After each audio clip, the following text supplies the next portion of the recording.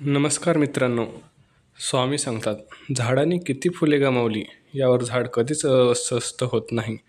ते नेहमी नवीन फुले तयार करण्यात व्यस्त असते. तसंच आयुष्यात काही गमावले हे दुःख विसरून नवीन काय मिळवू शकतो यातच जीवनाचा खरा अर्थ असतो.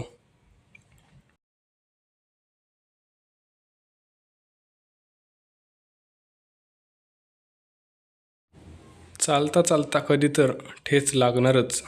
म्हणजे जगायचं म्हटलं तर दुःखही असणारच.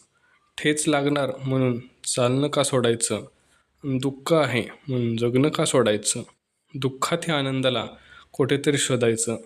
आतून रडतानाही दुसऱ्याला हसवायचं. यालाच तर खरं जगणं म्हणतात.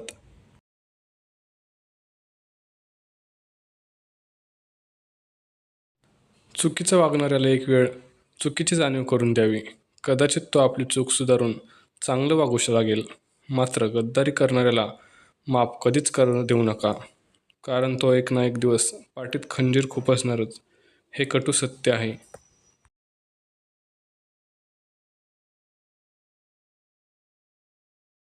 माणूस गरीब मिवळे किंवा पैसे नसल्यामुळे कधीच खचत नाही.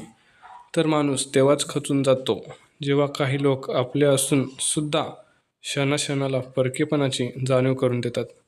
हीच खरी वस्तुस्थिती आहे. श्री स्वामी समर्थ. अशाच व्हिडिओंसाठी चॅनलला सबस्क्राईब, लाईक आणि बेल आयकॉन प्रेस करा.